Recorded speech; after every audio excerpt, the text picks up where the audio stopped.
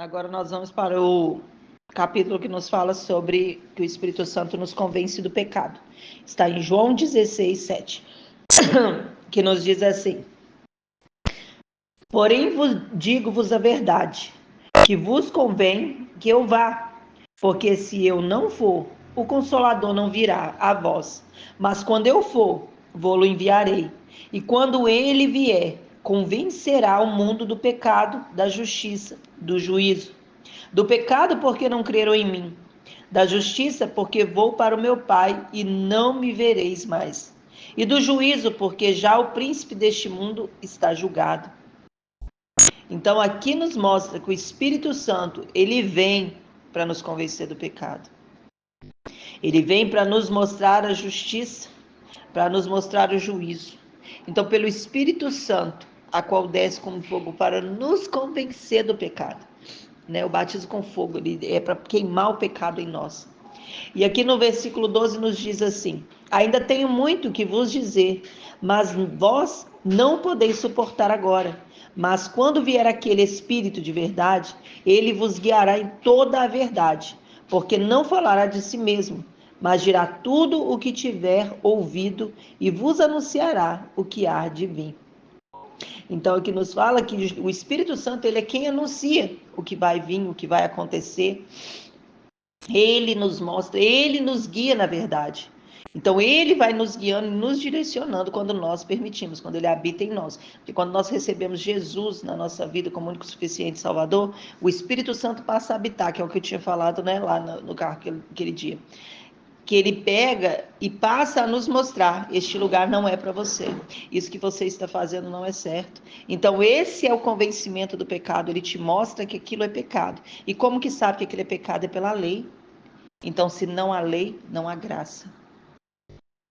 Se não tem lei, não tem graça.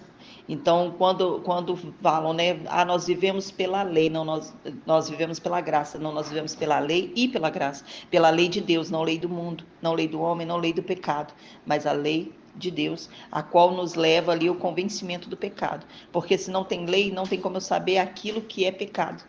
Se eu não tenho lei, se eu não tenho mandamento, como eu vou saber que aquilo que eu estou fazendo é errado ou não?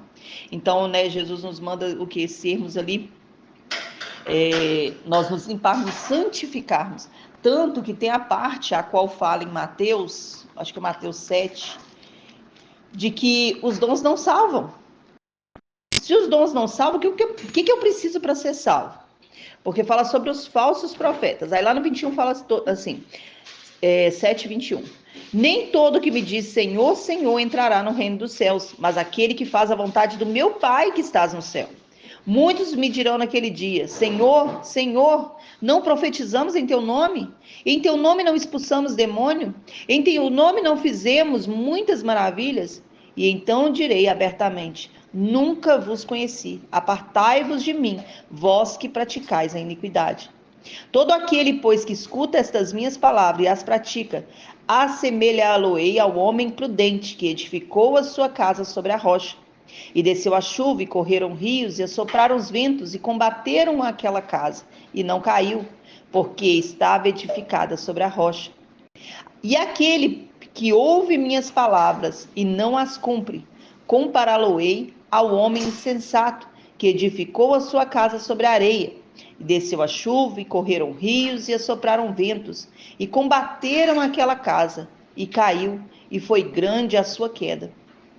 E aconteceu que, concluindo Jesus esse discurso, a multidão se admirou da sua doutrina, porque os ensinava como tendo autoridade, e não como os escribas.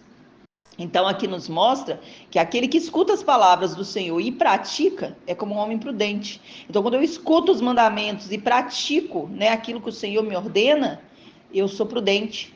Mas aquele que ouve a palavra e não cumpre é insensato. É uma pessoa insensata. E grande é a queda do insensato, porque ele acha que as obras que ele faz, o dom que o Senhor deu, que é o dom de cura, são os dons ali espirituais, cura, profecia, isso tudo é dom. O dom que Deus deu, Deus não vai pegar de volta. Os dons, eles são irrevogáveis. A pessoa, quando ela recebe o dom do Senhor, o dom da cura, da libertação, mesmo que ela não esteja na presença. Muita gente fala assim, não, quando você sai da presença, os dons são retirados. Não, o Espírito Santo, ele continua dentro da gente, mas ele está amortecido ali, ele está adormecido, na verdade, dentro de nós. A gente fecha o fluir do Espírito Santo quando a gente está em pecado, você atrapalha ali o Espírito Santo de agir. Só que o Senhor não vai deixar de operar na sua vida com aquele dom que ele te deu.